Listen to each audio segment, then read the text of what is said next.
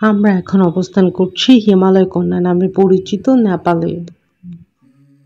আর এখন যাচ্ছি আমরা নেপালের রাজধানী কাঠমান্ডুর ফান পার্কে।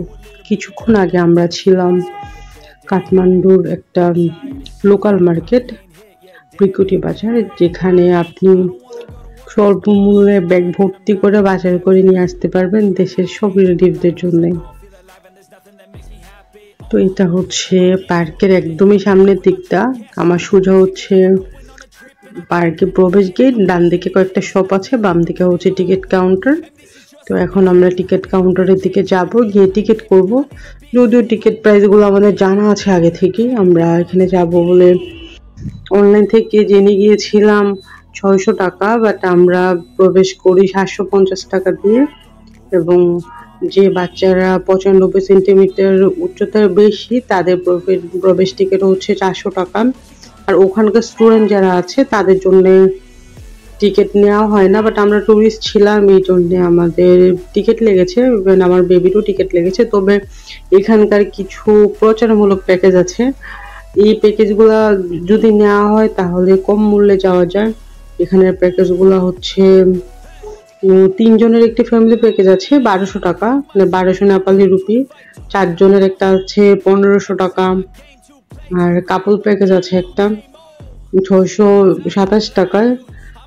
এই তো মজার ব্যাপার হচ্ছে কি, এই প্যাকেজগুলো কোনোটাই কিন্তু মানে ওদের সরকারি যে ছুটিগুলো আছে আর শনিবারে নেওয়া যায় না। ওদের যে সাপ্তাহিক ছুটি বা সরকারি ছুটি ছাড়া এই প্যাকেজগুলো কাজ করে। ওই প্যাকেজগুলো নিয়ে যদি কেউ যায় তাহলে কম মূল্যে ঘুরতে পারে। তো আমরা এখন আছি নেপালের একদমই পার্কের যে সুন্দর জায়গাগুলো আছে ওই দিকে। চারপাশে আমরা অনেক সুন্দর সুন্দর গাছ দেখতে পাচ্ছি, এখানে প্রচুর রাইডও আছে। কাঠমান্ডু ফান পার্ক নেপালের সবচেয়ে বড় বিনোদন পার্ক, যেখানে car skating, Columbus, train, tower game, Ferris wheel, বাচ্চাদের জন্য হেলিকপ্টার, বোট গেম, বাচ্চাদের জন্য বাঞ্জি এবং আরো অনেক কিছু। এবং শিশুদের পাশাপাশি এখানে তরুণদের জন্য অনেক উপযুক্ত গেম আছে। পার্কটি দর্শনার্থীর দ্বারা পূর্ণ এবং সপ্তাহের সমস্ত দিন রোমাঞ্চের চিৎকারে মুখরিত থাকে। পার্কটিতে যে কোনো ধরনের দর্শনার্থীকে আনন্দ দেওয়ার জন্য ফুড কোর্ট, ঘোড়ায় চড় এবং হরর হাউস রয়েছে।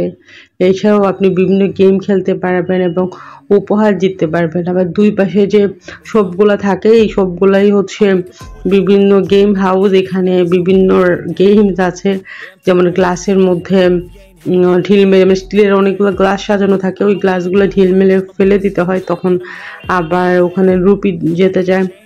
এরকম অনেকগুলো গেম আছে এখানে। এখানে আরো একটি প্যাকেজ আছে, সেটা হচ্ছে আপনারা চাইলে এখানে বার্থডে সেলিব্রেট করতে পারবেন। বার্থডে সেলিব্রেটের জন্য এখানে বেশ কিছু প্যাকেজও আছে, ওরা ওভাবে অ্যারেঞ্জমেন্ট করে দেয়। মাঝখান দিয়ে রাস্তা, আর রাস্তার দুপাশে যতগুলো শপ আছে ম্যাক্সিমাম সবগুলাই হচ্ছে এখানে গেম খেলার জন্য। গেম খেলে তারপরে এখান থেকে অনেক পুরস্কার জেতা যায়। আর এই পার্কটি চিরহরিৎ গাছ এবং সুন্দর সুন্দর ফুল দিয়ে সজ্জিত। এটিকে তাদের বাচ্চাদের সাথে বাবা মারা নিখুঁত আড্ডা দেওয়ার একটা জায়গা করে তুলেছে। এখানে একদম সুস্থ বিনোদন, মানে বাচ্চাদের জন্য এই জায়গাটা। এখানে সব বাচ্চারা তাদের মা বাবার সাথে বা ভাই বোনদের সাথে ঘুরতে এসেছে। কাঠমান্ডু ফান পার্ক শহরের কেন্দ্রস্থলে অবস্থিত, যা কাঠমান্ডু উপত্যকার সমস্ত অংশ থেকে সহজেই যাতায়াত করা যায়। পার্কটি সরকারি ছুটির দিন ব্যতীত গ্রুপ ডিসকাউন্ট অফার করে, যা প্রায়শই দর্শনার্থীদের ভিড় আরও বেশি বাড়িয়ে দেয়। তবে সরকারি ছুটি যেমন আমাদের ঈদ, ওদের এখানে যেমন পূজা টুজা যখন থাকে তখন আবার এই প্যাকেজগুলো থাকে না, যখন একদমই অফ ডে তখন আর কি এগুলো থাকে।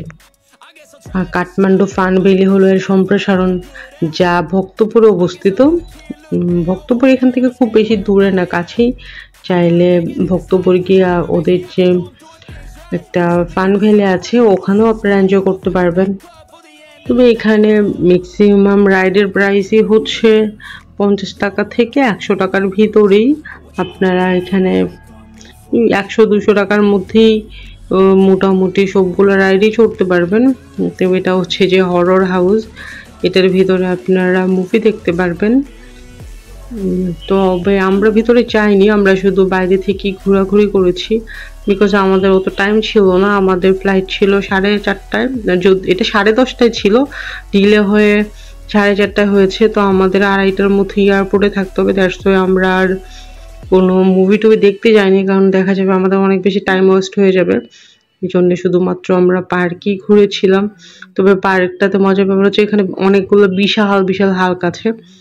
তাসিন তো হাল্ককে অনেক লাইক করে, এই জন্য ওখানে হাল্কের সাথে অনেকটা টাইমও কাটিয়েছে।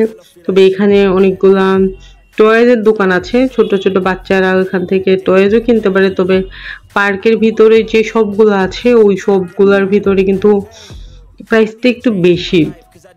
নর্মালি আপনারা বাইরে কিছু দোকান আছে, মানে পার্কের যে বাউন্ডারি দেয়াল আছে ওই দেয়ালের বাইরে যে সবগুলো আছে ওখান থেকে যদি আপনারা শপিং করেন তাহলে অনেকটা কম দামে কিনতে পারবেন। ভিতর থেকে কয়েকটা টয় কেনার জন্য তাসিন পাগল হয়ে যায়, তো টয়গুলো কিনি। আমার কাছে মনে হচ্ছিল প্রাইসটা একটু বেশি। তো আপনারা চেষ্টা করবেন খাবারগুলো বাইরে থেকে খাওয়ার জন্য। এখানে খাবারের মূল্যটা অনেকটাই বেশি, কারণ আমরা ঘুরতে ঘুরতে টায়ার্ড হয়ে যাই। তখন আমরা ভিতরে কিছু খেয়েছিলাম, জুস, ফাস্ট ফুড। আমার কাছে মনে হচ্ছিল প্রাইসটা একটু বেশি।